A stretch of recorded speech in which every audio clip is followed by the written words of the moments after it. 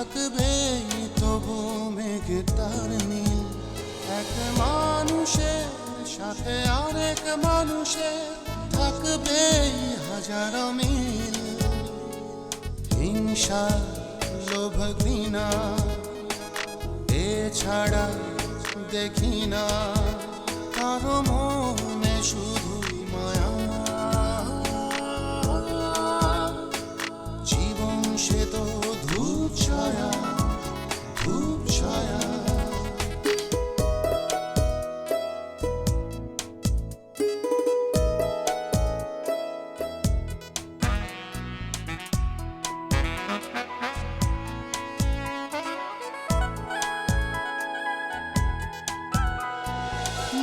সাজে সুখ সুখ শত ভাবনাতে, স্বপ্নের নীল ঘরে যায় দিনে রাতে।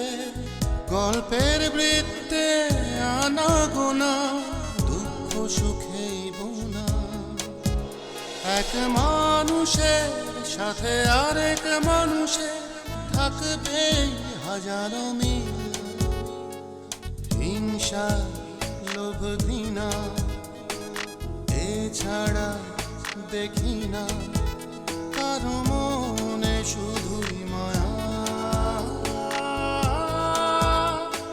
জীবন সে তো ধূপ ছায়া, ধূপ ছায়া।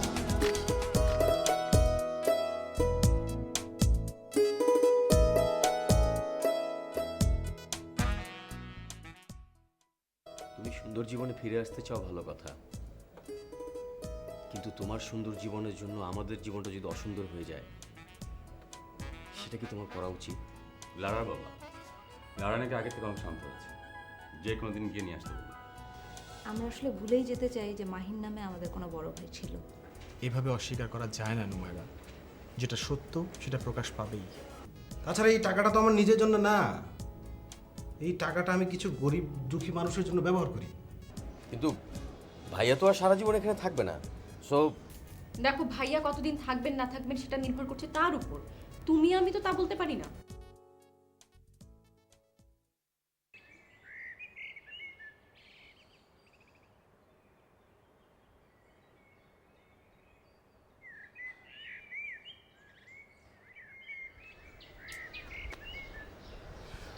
পুরো বিষয়টাই বদলে গেল।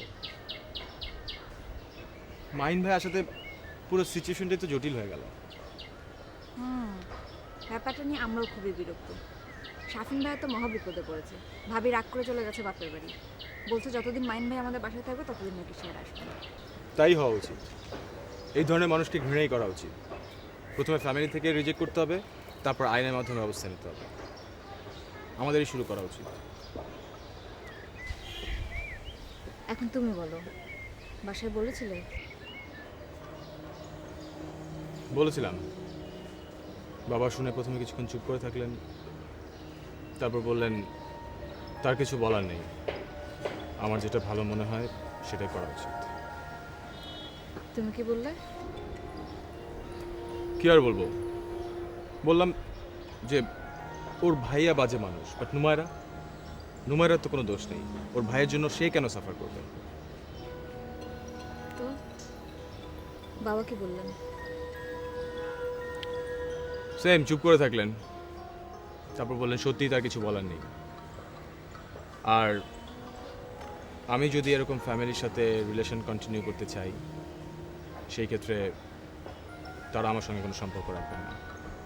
আমাকে বাড়ি ছেড়ে গিয়ে সংসার করতে হবে, নিজের ডিসিশন নিজেকে নিতে হবে।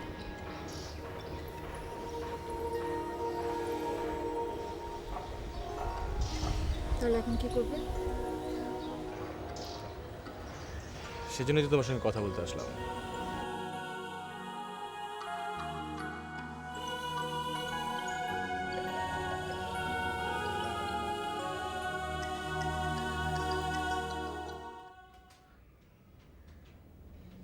বড় ভাই হিসেবে যদি একটু সম্মান করিস তাহলেই বলবো, একটু বুঝে শুনে চল।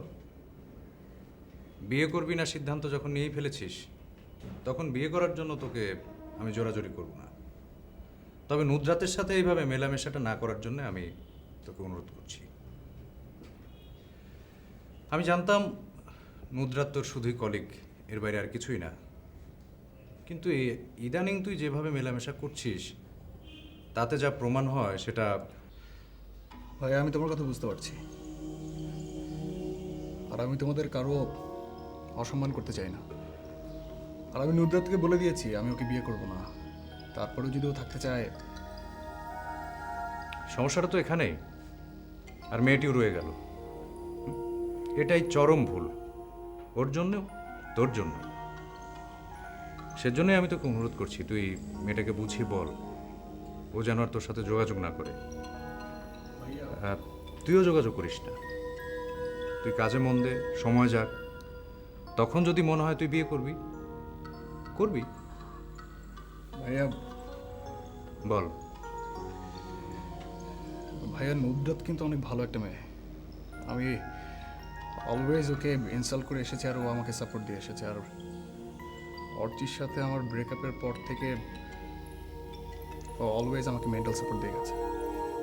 এখন ওকে এভাবে একদম মানা করে দেওয়াটা।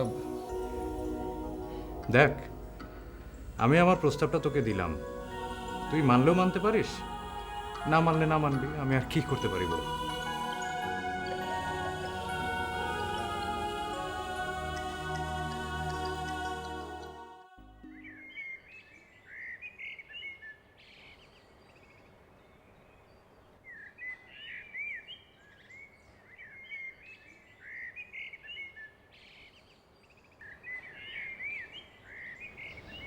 চুপ করে আছো কেন?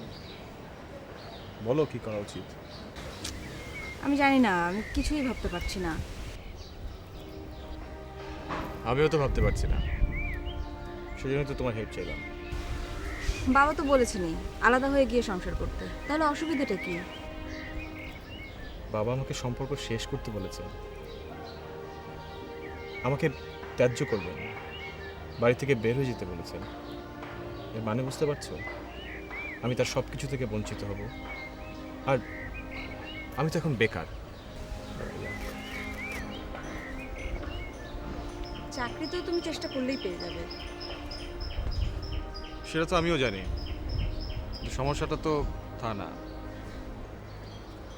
বাবা মা কত কষ্ট করে সন্তানকে বড় করেন, আর সেই সন্তান যদি বাবা মাকে ছেড়ে চলে আসে, সেটা কি উচিত?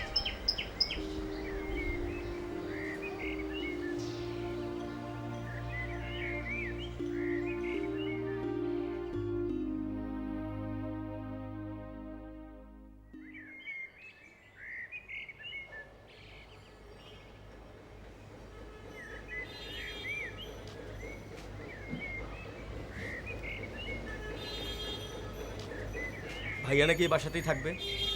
হ্যাঁ তাই তো বলছে। তোর মা অবশ্য বারণ করেছেন, কিন্তু বাবা, তাহলে তো আমাকে অন্য বাসা ভাড়া নিয়ে থাকতে হবে। ভাইয়া এখানে থাকলে তো অপরিচিত এখানে থাকবে না। তুমি তুমি ভাইয়ার সঙ্গে কথা বলে বিষয়টা সেটেল করো। আমি কি করব বল, জোর তো আর করতে পারি না। ছেলেটা ভালো হতে চায়, ফিরতে চায়, সে আমাদের সবারই হেল্প চাইছে। তা হেল্প করতে গিয়ে যদি আমাদের নিজেদের সংসার ভেঙে যায়, তাহলে কি করে হেল্প করবো বলো?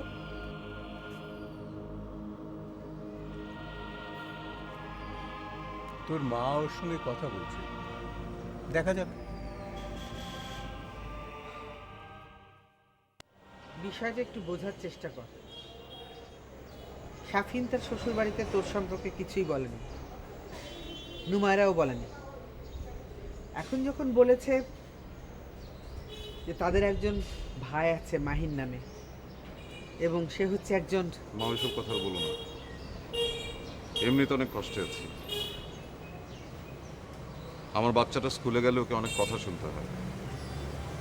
সব কিছু শোনার পর তারা চমকে উঠেছে। এ বাড়ির সাথে তারা কোনো সম্পর্ক রাখতে চায় না। বোমা তো ও বাড়িতে গিয়ে বসে আছে, আসতে চায় না। নুমারেরও সমস্যা চলছে। এখন তুই যদি না বুঝিস, তাহলে আমরা কি দিয়ে যে কি করব কিছুই বুঝতে পারছি না।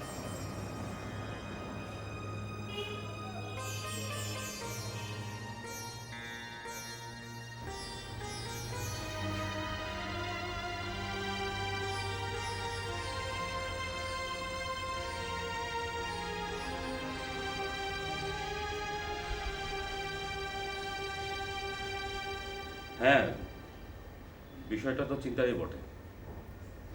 তুমি সাফিনের মার সঙ্গে কথা বলো। সাফিন তো নিজে থেকে অ্যাভয়েড করছে, ফোনও ধরছে না। আমি তো বলেছিলাম আম্মু যাই একটু গিয়ে দেখা করে আসি, না মানা করলে। আরে যত যাই হোক সাফিনের বড় ভাই, একটু হলেও হয়তো খারাপ লেগেছে। আম্মু তুমি আর বেশি কিছু বোঝার চেষ্টা করো না, এখন একটু আমাদেরকে বুঝতে দাও। কি করবে এখন তোমরা? তুই সাফিনকে ফোন করে জিজ্ঞাসা কর তোকে কবে না আলাদা বাসায় উঠছে। আর 2-1 দিনের ভিতরে যদি সম্ভব না হয় তাহলে কিন্তু আমাদের ডিসিশন নিতে হবে।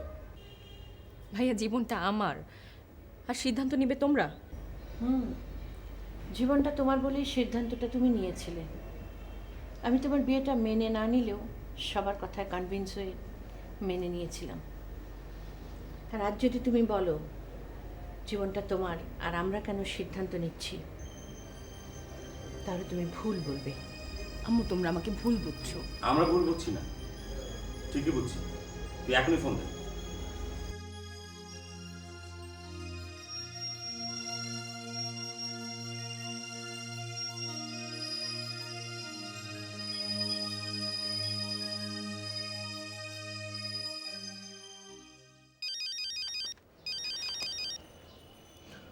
হ্যালো, হ্যাঁ বলো, কেমন আছো?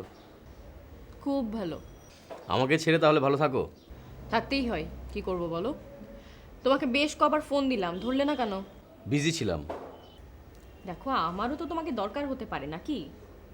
হ্যাঁ, সরি। বাসা কি করলে? সকালে তো বলেছি, ভাইয়া কদিন থাকে সেটা বুঝে নেই, তারপর দেখছি। কথা বলা হয়নি এখনো? না। তো এখন কথা বলে জানাও। ওকে, আমি 8 ঘন্টা পরে ফোন দিচ্ছি। কি বললো? 8 ঘন্টা পর জানাবে বলবো। কখন মাহিন ভাইয়া যাবে? 8 ঘন্টা কেন, সারা রাত সময় নেই, কোনো অসুবিধা নেই, কাল সকালে জানালেই হবে।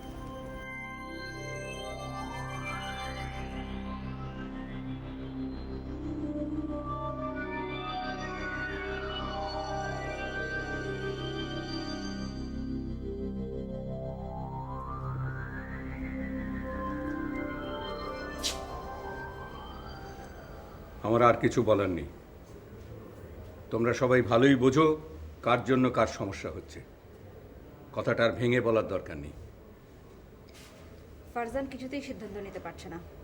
ওর বাবা সব কিছু শোনার পর বলেছে ওকে বাসা থেকে বের হয়ে গিয়ে সংসার করতে। তারা এমন ফ্যামিলির মেয়ে কিছুতেই মেনে নেবেন না। ভদ্রলোক কি করেন? ভাইয়া তুমি আর কথা বলো না তো, তোমার উপস্থিতি যথেষ্ট ক্ষতির কারণ।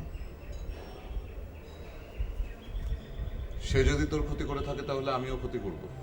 মাহিন থাম তো, কি করে সমাধান হবে সেটা বোঝার চেষ্টা কর। তোমরা সবাই দেখি এখানে আছো, আমি কি একটা প্রশ্ন করতে পারি? বল। মাহিন ভাইয়া তো এ বাসায় থাকছে, মানে আপাতত। আপাতত কি রে? আমি তো এখানেই থাকতে চাই। অবশ্য তোরা যদি জায়গা দিস। তোরা হয়তো জায়গা দিতে চাবি না, কারণ তোদের স্বার্থ আছে, কিন্তু মার তো কোনো স্বার্থ নেই।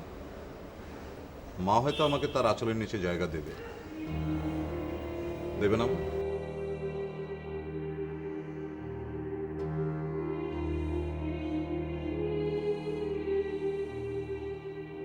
মাহিন, এটা নাটক করার সময় নয়। আমরা খুব খারাপ সময় পার করছি।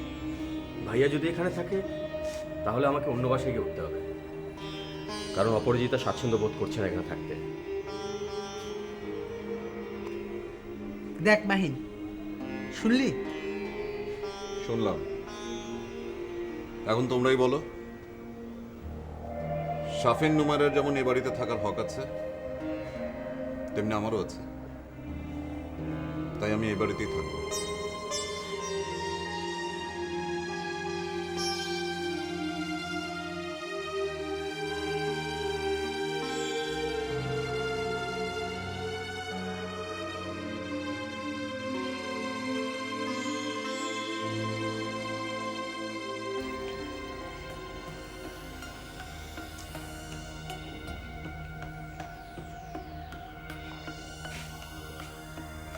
কেমন আছো?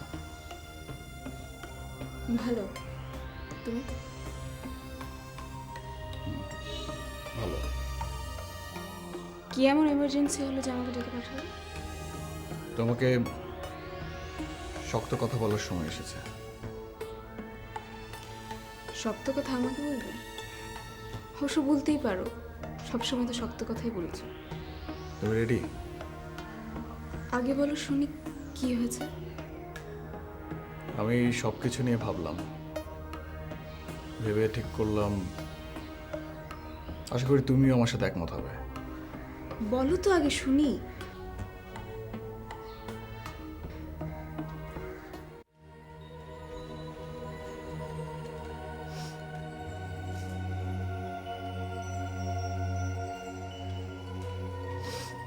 ম্যাডাম, প্লিজ কাঁদে না। দেখো, ডিসিশনটা কিন্তু আলটিমেটলি আমাদেরকেই নিতে হবে। আর এই বিষয়ে যে কেউ আমাদেরকে হেল্প করবে না সেটা তো বুঝতেই পারছো। হ্যাঁ, বুঝবো না কেন, কিন্তু তুমি এভাবে সবকিছু আমার উপরে চাপিয়ে দিও না প্লিজ। দেখো,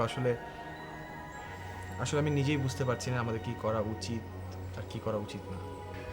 আমিও তোমাকে বলতে পারছি না যে তুমি তোমার বাবা মাকে ছেড়ে আমাকে নিয়ে আলাদা হয়ে যাও। হ্যাঁ, আলটিমেটলি তো তাই করতে হবে।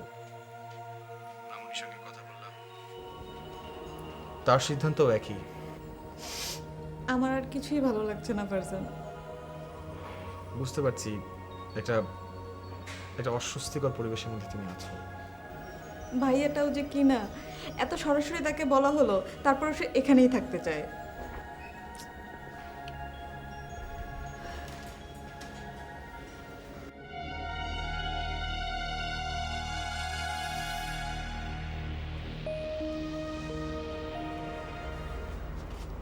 মা, তাহলে কি দাঁড়াচ্ছে বিষয়টা? মাহিন ভাইয়া এই বাড়িতে থাকছে? তাই তো মনে হচ্ছে। আমি তো আর কোনো উপায় দেখছি না। তাহলে আমি অপরাজিতাকে নিয়ে অন্য জায়গায় গিয়ে থাকি। মাহিন তো সেটাই চাচ্ছে। বোকা, এখন সরে যাওয়াটা কি ঠিক? বাড়ি ছেড়ে চলে গেলে এটা একটা বোকামি হবে। কিন্তু মা, অপরাজিতা তো এই বাসা থাকবে না যতদিন ভাইয়া থাকবে। মাহিন তো তাই চাচ্ছে। বোকা, কেন বুঝতে যাচ্ছিস না? এই সময় নিজের বাড়ি ছেড়ে যাওয়াটা বিরাট বোকামি। অপরাজিতা তো এই বাসা থাকবে না যতদিন ভাইয়া থাকবে। ওর মায়ের বাড়িতে আছে, থাকুক কিছুদিন, তুই মাঝে মাঝে গিয়ে দেখা করে আসিস। এখন বাড়ি ছেড়ে যাওয়া মানে নিজের বিপদ ডেকে আনা। মা, আমি কিছুই বুঝতে পারছি না। বাবা, একটু ধৈর্য ধর।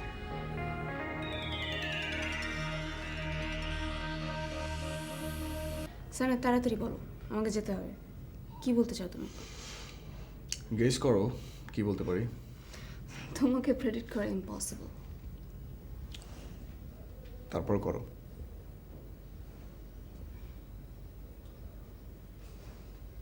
কি পেলে কিছু?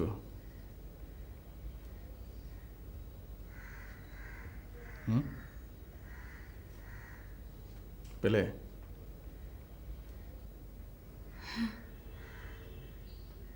কি?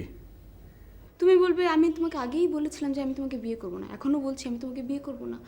আর বলবে যে আমার সাথে সম্পর্ক রেখো না, আমার সাথে যোগাযোগ করো না, এমনকি আমাকে ফোনও করো না। কি হলো, ঠিক বলিনি? একদম ঠিক বলেছ।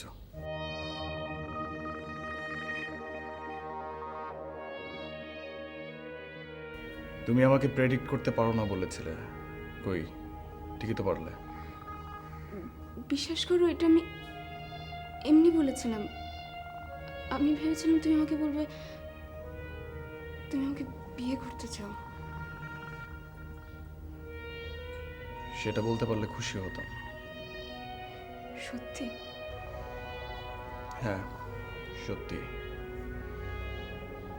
কিন্তু আমি মেন্টালি তোমাকে কোনোভাবেই মেনে নিতে পারছি না, পারবো না।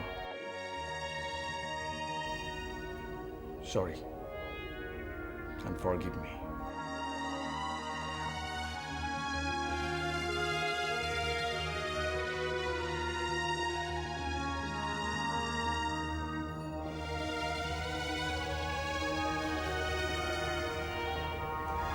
আমি জানি না তুমি আমার খুব ভালো বন্ধু, অনেক ভালো। আর আমি দিন দিন তোমার প্রতি ডিপেন্ডেন্ট হয়ে পড়ছি, আর এটাই আমি চাই না। তুমি ভালো থাকো, মাঝে মধ্যে ফোন টোন দিও।